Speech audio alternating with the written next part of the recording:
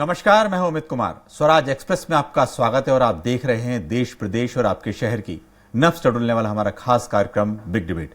मध्य प्रदेश विधानसभा का सत्र एक बार फिर गुलजार होने जा रहा है। लंबी प्रतीक्षा के बाद पावा सत्र 13 से 17 सितंबर तक आयोजित किया जा रहा है। विधानसभा में चर्चा के लिए तमाम मुद्दे प्रतीक्षा कर रहे हैं, लेकिन सत्र एक बार फिर बहुत कम अवधि के लिए बुलाया गया है। ऐसे में यह उम्मीद बेमानी है कि सारे मुद्दों पर चर्चा हो पाएगी। विधानसभा के सत्र लगातार कम अवधि के लिए बुलाए गए और 2017 से लेकर अभी तक एक भी सत्र ऐसा नहीं हुआ जो सीमित अवधि के बाद भी पूरा हो पाया हो। पीठासीन अधिकारियों के सम्मेलनों में लगातार कम अवधि के सत्र पर सवाल उठ रहे हैं, लेकिन इस पर अमल नहीं हो पा रहा है। इस बार भी वही होने जा रहा है। सरकार का टारगेट सप्लीमेंट्री बजट के अलावा कुछ और जान नहीं पड़ता। ऐसे में बड़े मुद्दों पर चर्चा नहीं हो पा रही है। इस मुद्दे पर ज्यादा चर्चा के लिए मौजूद हैं पूर्व विधायक और कांग्रेस के नेता पारस सकलेचा जी स्टूडियो में मौजूद हैं। आपका बहुत बहुत स्वागत है। बीजेपी के प्रवक्ता अभय प्रताप जी, आपका भी बहुत बहुत स्वागत है। और वरिष्ठ पत्रकार विनय द्विवेदी, आपका भी स्टूडियो में बहुत बहुत स्वागत है। और चर्चा की शुरुआत करते हैं। सबसे पहले कांग्रेस के नेता और पूर्व विधायक पारस सकलेचा जी हैं। आप लोगों ने जितना सोचा है, क्या इतने सारे मुद्दे इन 3-4 दिनों में डिस्कस हो पाएंगे या चर्चा हो पाएगी? असंभव है साहब। और जो पहले से भी तय किया इन्होंने कि सत्र की अवधि 5 दिन, उस वक्त भी डॉक्टर गोविंद सिंह जी ने कहा था कि सत्र 15 दिन का होना चाहिए, लेकिन उन्होंने उस बात को नजरअंदाज किया। फिर 6 जुलाई को होने वाला सत्र बिला वजह 50 दिन बढ़ाकर 13 जुलाई किया। ये समझ से परे था कि उसके पीछे क्या कारण है। अब इसी बीच में इतने सारे मुद्दे हैं। अभी एनसीआरबी की रिपोर्ट, मतलब ये बिल्कुल जैसे कि आग लगाने वाली, इस प्रदेश की कानून व्यवस्था कितनी बदहाल। उसके बाद में केरमडाम की रिपोर्ट, केरमडाम जहां मंत्रियों के रिश्तेदारों ने एक इतना बांध को गलत तरीके से बनाया और उसमें जो जनहानि हुई या जनहानि होने की संभावना थी, उसको कैसे बचे और कितना नुकसान हुआ। उसके बाद में पोषण आहार की रिपोर्ट, मध्याह्न भोजन के अंदर घोटाले, ऐसे सारे घोटालों पे चर्चा और अनुपूरक बजट। देखिए अमित जी और मैं विनय जी का ध्यान चाहूंगा कि अनुपूरक, आप पिछले 2 साल की इसकी वित्त की रिपोर्ट के ऊपर हमारी केग ने आपत्ति ली है कि अनुपूरक बजट का बार बार इतनी राशि का होना यह दिखाता है कि प्रदेश का फाइनेंशियल मैनेजमेंट बहुत पुअर स्थिति में है। आप राशि क्या देते हैं, खर्च क्या करते हैं और फिर अनुपूरक लाके अलग मांग क्या करते हैं। इसके ऊपर जो केग ने रिपोर्ट दी है, उन्होंने कहा कि यह बहुत गलत बात है। अभी माननीय मुख्यमंत्री जी ने निर्मला सीतारमण से बात की। उन्होंने कहा कि हमें 15,000 का अतिरिक्त कर्ज लेने की व्यवस्था की जाए। आप चार्वाक के सिद्धांत को फॉलो कर रहे कि उधार लेके घी पिए, क्या उससे अर्थव्यवस्था ठीक होगी? तो इतने सारे मुद्दे। आबकारी में आपने कंपोजिट दुकानें खोलकर एक साथ 4,500 दुकानें खोल दी और आप बड़े शान से कहते हैं कि हम शराब का विक्रय 15,500 करोड़ तक ले जाने की सोच रहे हैं। जी पारस जी, बहुत सारी बातें आपकी और इसमें रखेंगे। अभय प्रताप जी से रुक करते हैं। अभय जी, ये बताएं कि विधायकों के लिए सबसे जो महत्वपूर्ण जगह होती है चर्चा करने के लिए, जो और सरकार के लिए भी होती है, कि विधानसभा में चर्चा हो, मुद्दों पे बात हो, या प्रदेश के उन या विकसित या अच्छी चर्चा पे एक अच्छी और सफल बहस हो पाए, लेकिन ये देखने को नहीं मिल रही है। आखिर पिछले कुछ समय से देख रहे हैं, लगता है कि सरकार कतराती है बड़े लंबे सत्र बुलाने से। देखिए, सरकार कहीं नहीं कतराती है, लेकिन लगातार हम और आपने देखा है कि विपक्ष केवल समाचार पत्रों की सुर्खियां बनना चाहता है, हंगामे खड़े करता है। चाहे केंद्र में लोकसभा में देख लीजिए आप, माननीय मोदी जी बार बार आग्रह करते हैं, प्रदेश में भी। अभी कार्य मंत्रणा समिति की बैठक हुई, सर्वदलीय बैठक हुई, जिसमें नेता प्रतिपक्ष भी थे, उनके सदस्य गण भी थे, चाहे सज्जन वर्मा जी हो, चाहे विजयलक्ष्मी साधु जी हो, प्रजापति जी हो, बाकी माननीय मुख्यमंत्री जी वगैरह सब थे, विधानसभा अध्यक्ष जी वगैरह, सभी कार्य मंत्रणा की समिति इसमें निर्णय लेती है कि किस तरह की इस पर चर्चा होगी, कैसे इसका संचालन होगा। तो सर्वदलीय बैठक में बैठकर निर्णय होते हैं, लेकिन सार्थक संवाद हो, सार्थक संवाद के साथ विपक्ष जाए, अपनी विषय रखे। सरकार कहीं पीछे नहीं हटती। सरकार भ्रष्टाचार के खिलाफ जीरो टॉलरेंस है। बाकी जो भी विषय विपक्ष लाता है, सरकार उसको जवाब देने को तैयार है। सरकार अपने सारे बिजनेस करती है, लेकिन बाद में यह केवल हंगामा करना और कहीं धरने पर बैठ जाना बाहर और सदन की कार्रवाई को न चलने देना, बाधित करना, कितना खर्चा आता है सदन की कार्रवाई पर, ये सभी हम आप जानते हैं। लेकिन उसके बाद भी अशासकीय संकल्प हो, प्रश्नोत्तर, इनके प्रश्नकाल हो, सारे ध्यानाकर्षण हो, सभी विषय जो है इसमें आने वाले हैं। लेकिन अगर विपक्ष पूरी मुस्तैदी के साथ, संवाद के साथ अगर सदन चलने देगा तो जनता की समस्याओं का, जिसके लिए चुनकर आए, उसका जनता को फायदा होगा और सरकार भी पूरी अपनी प्रतिबद्धता के साथ, संकल्प के साथ सारी इनके प्रश्नों का जवाब देगी। बिल्कुल अभय जी आपका कहना सार्थक संवाद होना जरूरी है, लेकिन सार्थक संवाद के लिए समय होना भी जरूरी है।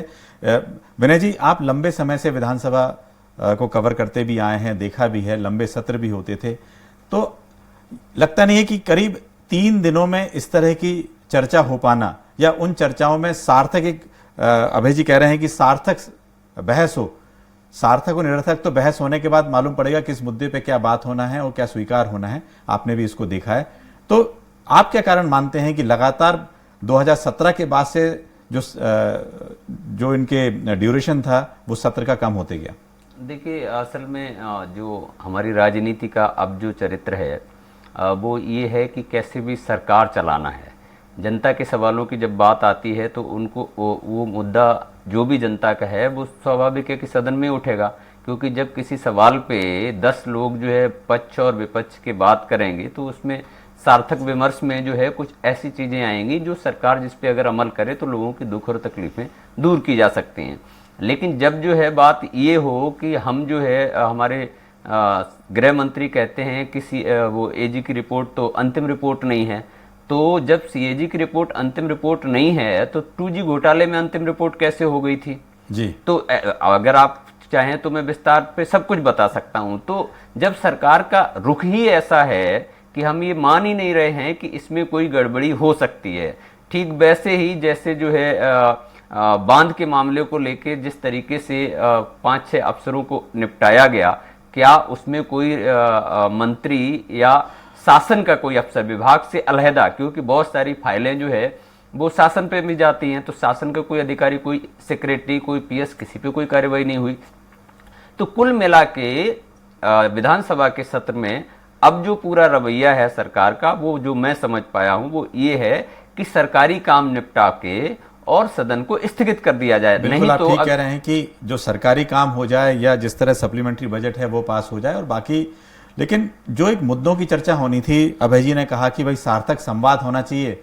पारस जी, क्या सार्थक संवाद कहीं कमी हो पा रही है? क्या सार्थक संवाद क्यों नहीं हो पा रहा है? नहीं, देखिए अभय जी, एक ऐसा उदाहरण दे दे कि सार्थक संवाद कहाँ नहीं हुआ और सार्थक संवाद की परिभाषा क्या है।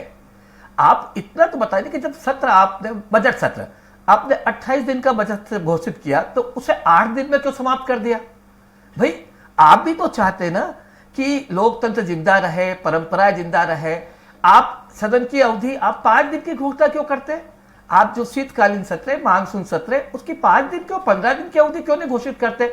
तो आपका प्रारंभ से ही ये लगता है कि आपका रुख ऐसा है, कम मुस्कुर है, और फिर आप मीडिया से माहौल बनाते कि सार्थक बहस नहीं हो रही है, धरना दे रहा है। अगर विपक्ष बहस नहीं करेगा, धरना नहीं देगा, सदन के अंदर अपनी आवाज को बुलंद नहीं करेगा, तो विपक्ष क्या आपकी बात की हाँ में हाँ मिलाए? क्या करें भाई? सदन के बाहर तो आपके लोग बोलते हैं, नेता विधानसभा अध्यक्ष पूर्व सीतारमण शर्मा जी कहते हैं कि प्रिंसिपल सेक्रेटरी उनकी सुनते नहीं, चीफ सेक्रेटरी थर्ड क्लास आदमी है।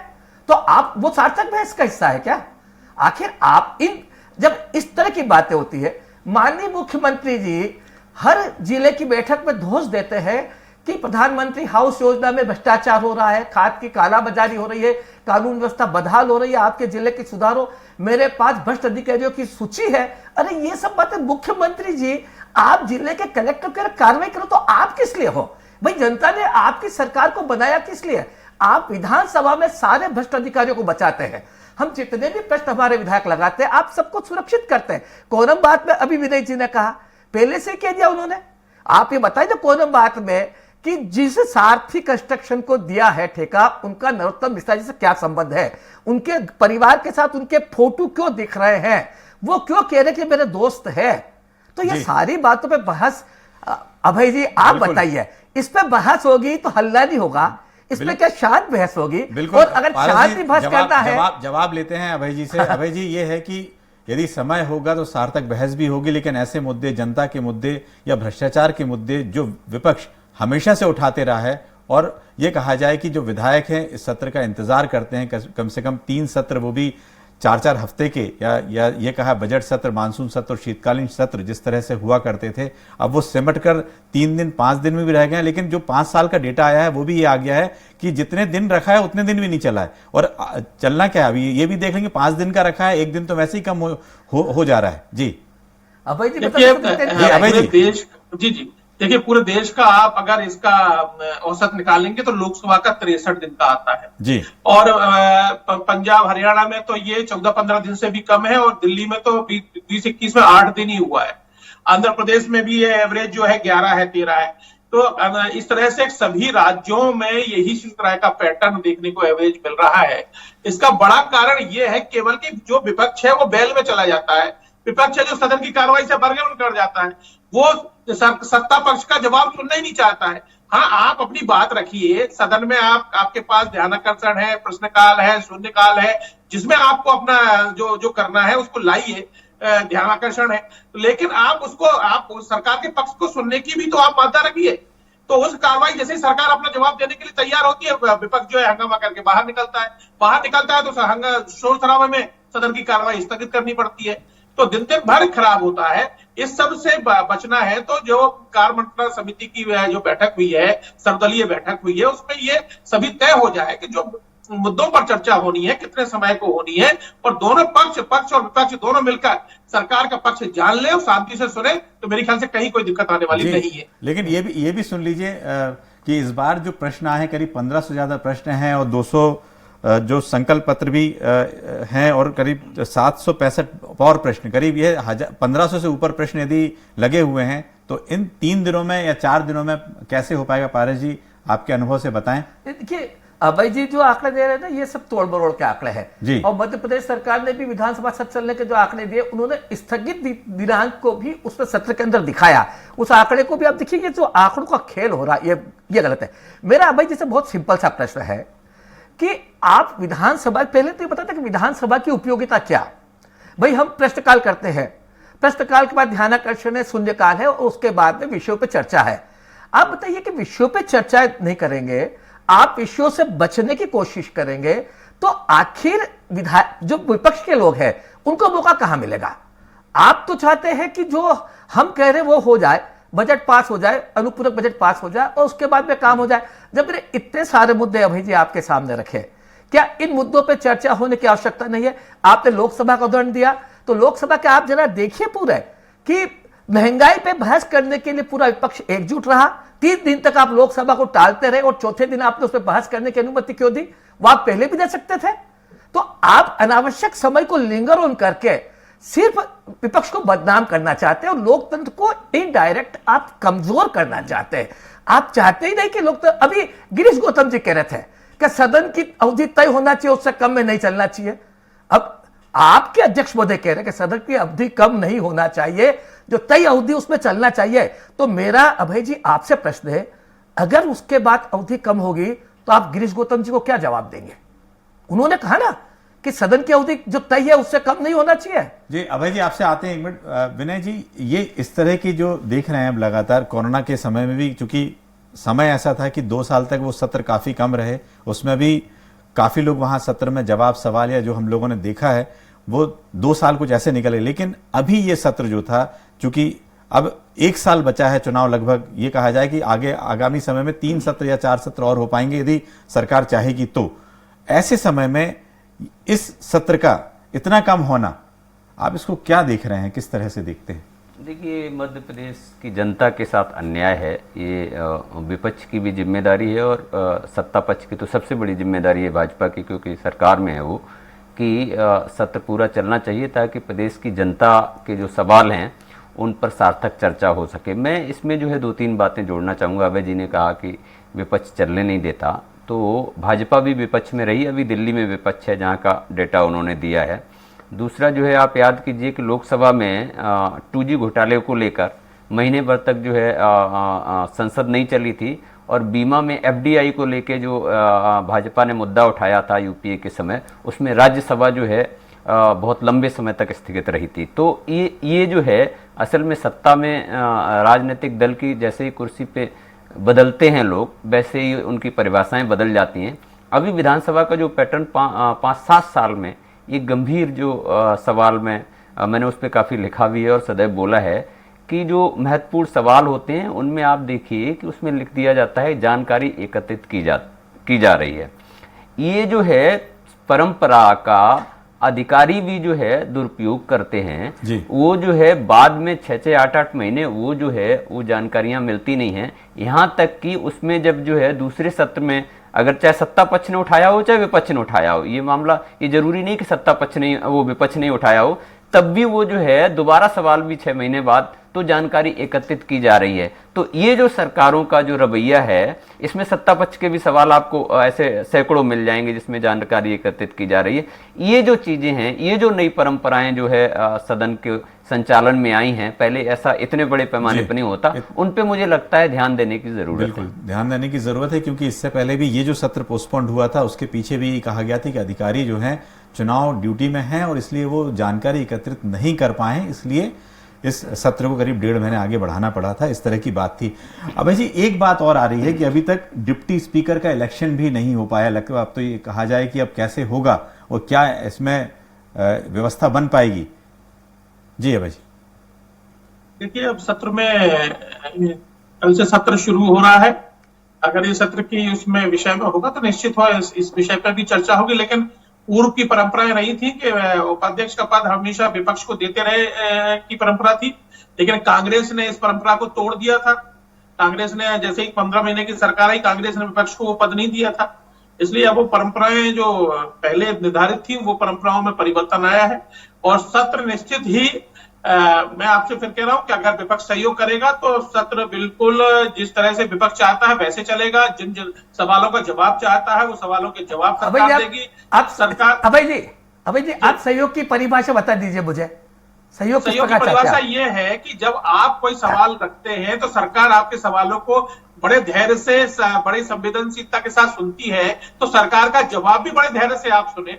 सरकार की तरफ से आया हुआ जवाब को भी आप आराम से सरकार को रखने दें, तो उसको रखने में कोई दिक्कत है, उसमें बैल में ना जाए, बरगमन ना करे, सत्र जो है बाहर जाके धरने पर ना बैठ जाए। अगर धरने पर बैठना है तो सत्र समाप्ति के बाद बैठ जाए। तो सत्र का जो समय अवधि है उसमें तो कोई सत्र को चलने में कोई बाधा पैदा ना करे। अभय जी मेरा सिंपल सा प्रश्न है, आप बजट सत्र को जरा बता दीजिए कि बजट सत्र में आपने 7 दिन के अंदर बजट सत्र को समाप्त किया, तो जब विषय पर चर्चा ही नहीं हुई तो फिर आपने उसको कैसे समाप्त किया और आपने 2,80,000 करोड़ का बजट परमाने पास कर लिया अध्यक्ष मतलब राज्यपाल को भेजकर। ये कोई परंपरा है? आपने मुख्यमंत्री का आपने मुख्यमंत्री का कैबिनेट के अंदर जब विधान सत्र होने वाला था, कैबिनेट में मुख्यमंत्री का स्वेच्छा अनुदान 150 करोड़ से बढ़ाकर आपने 200 करोड़ पास कर दिया। और आपको अभी जी पता होना चाहिए कि पिछले साल 2021-22 में जब मुख्यमंत्री का स्वेच्छा अनुदान 110 करोड़ था तो मात्र 83 करोड़ बटा। तो आप मुख्यमंत्री के स्वेच्छा अनुदान में भी राजनीति कर रहे हैं। चुनाव होने वाले इसलिए आप पैसे बांटेंगे और इसको आप सत्र में लाके इस पर चर्चा नहीं करके आज परमाने उसको पास कर रहे हैं और हमसे कह रहे हैं कि हम शांत बैठे हैं, तो हम चर्चा कैसे करें? आप बताइए। मुख्यमंत्री के स्वच्छ अनुदान को आप गलत दिशा में ले जा रहे हैं।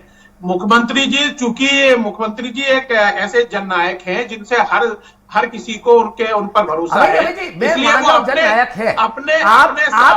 एक मिनट 2020-21 में 2020-21 में मैं अभी एक बात बता रहा हूं, 1617 आवेदनों पे उन्होंने 83 करोड़ रुपए दिए और उस वक्त स्वीकृत उनके 110 करोड़ थे।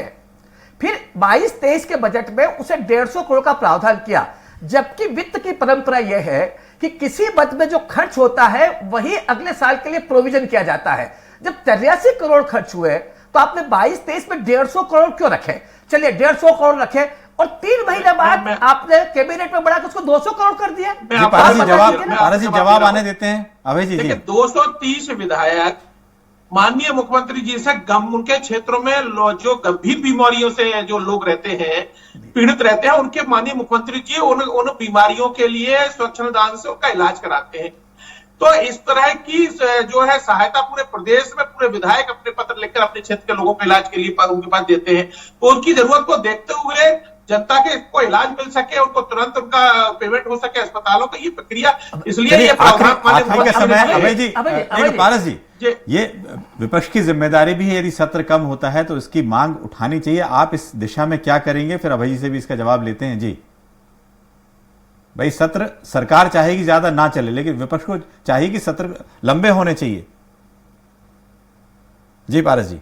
जी सर, देखिए, हम जब तक सत्रों की अवधि नहीं बढ़ाएंगे और शासन सत्ता पक्ष असहमति को स्वीकार नहीं करेगा, तब तक लोकतंत्र कैसे जिंदा रहेगा। उसका दुष्परिणाम यह होगा कि प्रशासनिक व्यवस्था पूरी बेलगाम हो जाएगी। अभी जो उस बात को समझने को तैयार नहीं है।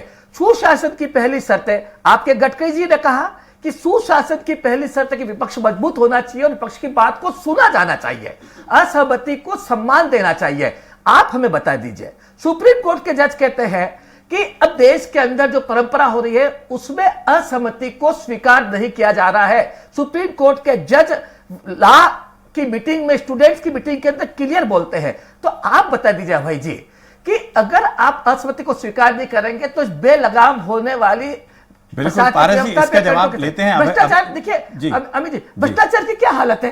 अगर आप क्लास 3 पे छापा डालो तो 200 करोड़, क्लास 2 पे डालो तो 500 करोड़ और क्लास 1 पे डालो तो 1000 करोड़। ये पैसा कहां से आ रहा है?